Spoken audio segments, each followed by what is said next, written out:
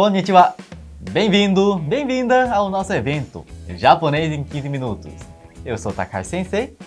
E eu sou a Tai Sensei. Se você é amante da cultura e língua japonesa e tem vontade de aprender a falar japonês, mas pensa que é muito difícil, que vai tomar muito tempo para aprender, você está no lugar certo. Durante a semana do Japonês em 15 minutos, você vai ver como é possível, sim, aprender essa língua de forma prazerosa, divertida e em aulas de até 15 minutos.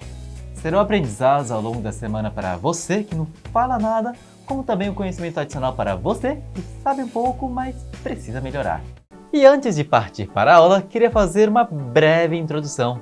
Talvez você já nos conheça bem, ou talvez não, mas a 123 Japonês é formada por uma equipe de professores de língua e cultura japonesa mais especializada da internet. E eu não falo por mim não, falo aqui pela Tai Sensei, que é graduada, mestre, doutora e pós-doutora pela USP e no Japão, e que ao longo de mais de 45 anos de dedicação ao ensino da língua japonesa, contribuiu para a formação de tantos professores no Brasil e é autora de diversos livros que podem ser encontrados nas livrarias.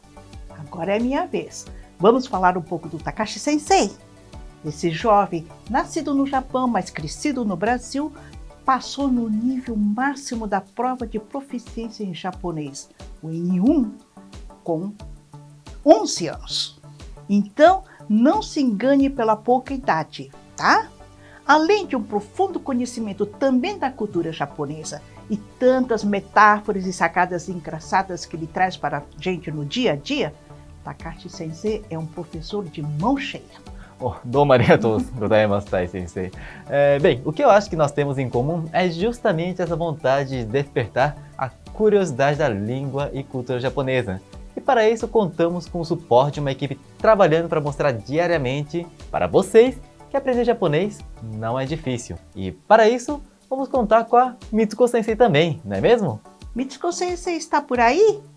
Hi, estou sim!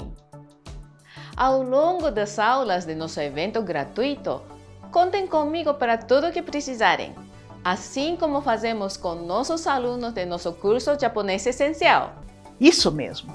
Como sempre digo, aprender japonês não é difícil, apenas diferente da forma que falamos o português. Então, vem com a gente para entender de uma vez por todas e depois você vai ver que o resto flui. Hajimemashou!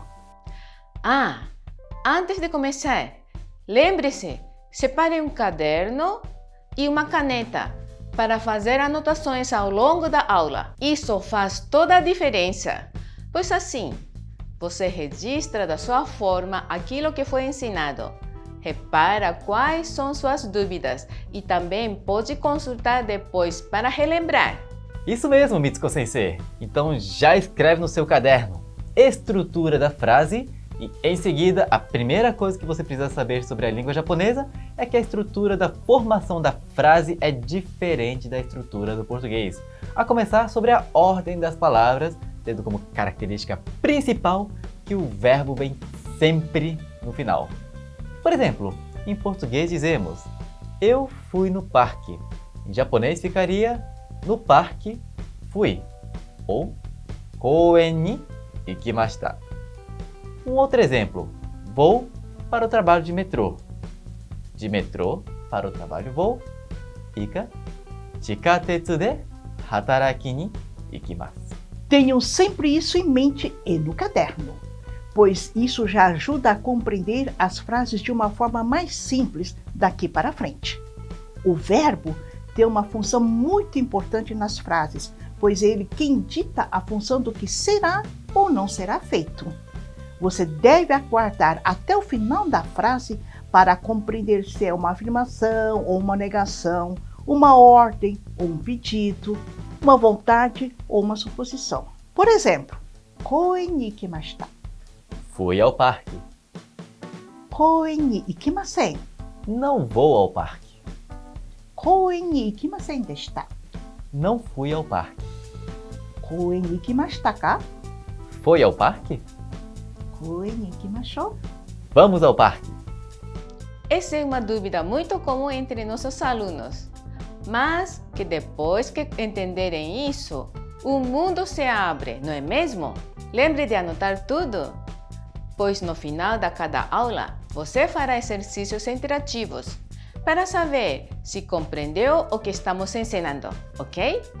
Mais para frente, vamos retomar essa questão, mas por hora basta lembrar: o verbo vem sempre no final da frase. Já a segunda coisa que você deve saber é sobre as partículas, que se juntam às palavras com significado e dão a função delas na frase, ou seja, o sentido da frase.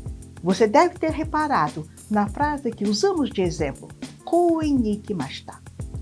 A partícula ni indica o lugar onde a ação é praticada. A ação que neste caso é o ir. Um outro exemplo, Takashi-sensei? Sim, claro. São Paulo ni ikimashita. Brasília ni ikimashita. Nihon ni ikimashita. Tá vendo que é bem mais simples do que parece? Tenta aí em casa também. Monte uma frase. Uma dica legal da Tai Sensei é para que você concentre em entender a aplicação da estrutura da frase. Mesmo que para isso tenha que usar as palavras do vocabulário em português. No caso de koen ni ikimashita, você poderia dizer parque ni ikimashita, substituindo as palavras em japonês pelo correspondente em português. O importante é que nesse primeiro momento você entenda a estrutura e a função de cada partícula. Não vai falar parque ni ikimashita para os japoneses, porque, é claro, eles não vão entender nada. Mas para aprender, essa é uma ótima estratégia. Combinado? Entenderam a ideia, certo? Agora tome nota das funções de outras partículas que complementam o verbo. E indica direção, ou seja, para tal lugar. Nihon e ikimashita. Fui ao Japão. Kara indica o ponto de partida, deste. Nihon kara ikimashita. Fui do Japão. Made é o ponto de chegada, até. Nihon made ikimashita. Fui até o Japão. Do, companhia, com. Nihon e haha to ikimashita. Fui ao Japão com minha mãe. O, objeto direto. Sushi o tabemashita. Comi sushi. Aqui vai sem a preposição justamente porque é objeto direto. Tá vendo? Já falamos sobre a posição do verbo no final da frase, sobre as partículas, e agora a terceira coisa que queremos que anote aí no seu caderno é sobre a pronúncia da língua japonesa, que não tem nada a ver com sotaque. A pronúncia é essencial para que você esteja compreendendo de forma correta o japonês, e por isso vamos passar duas dicas para você prestar atenção. A primeira dica é que no japonês não existe sílaba tônica, ou seja, não existe uma sílaba pronunciada de forma acentuada como na língua portuguesa. Por exemplo, na despedida você costuma ouvir sayonara aqui no Brasil, quando o correto deveria ser sayonara. Percebem como na primeira forma usada no Brasil o som é forte e na segunda é neutro? Posso dar mais uma dica? Claro, Tai Sensei. Perceberam que tem um tracinho em cima do O? Pois bem, ela indica um prolongamento do som. Então, ao invés de pronunciar sayonara, se pronuncia sayonara. Sayonara, sayonara. Takashi-sensei, você falou que eram duas dicas em relação à pronúncia. Certo, Mitsuko-sensei. A outra dica em relação à pronúncia é que as sílabas sempre terminam com uma vogal, exceto N. Vamos pensar nas palavras japonesas usadas no Brasil. Pode me ajudar, Mitsuko-sensei? Hai. Judo, Nissan, karaoke, anime, manga, ramen. Reparou que nesse grupo de palavras tem suas sílabas sempre terminadas em vogais? Além disso, em nenhuma sílaba você vai encontrar a junção de duas consoantes, como BR de Brasil, TR de traço, PL de placa, assim como não existem consoantes isoladas, como o R de porta, o L de filme. Por exemplo, Brasil. A sílaba de Brasil em português é Brasil, mas em japonês fica Burajiru. Burajiru. Geralmente, nesses casos que acontecem com palavras originalmente estrangeiras, costuma-se complementar a sílaba com U. Porta vira porta. Filme vira filme. Lembrando que isso aí é só uma transcrição de palavras do português, não é japonês, viu? Bom, e o segundo grupo de palavras? Repare que essas palavras têm o som de N no final da sílaba. Nissan, ramen. Esse é o único caso em que a sílaba termina com uma consoante que chamamos de nasal. E juntando com o que falamos anteriormente sobre a pronúncia ser sempre com o som aberto, vamos lembrar que se diz Nissan e não Nissan, como o tio do português, ok? Que tal essa primeira aula de japonês em 15 minutos?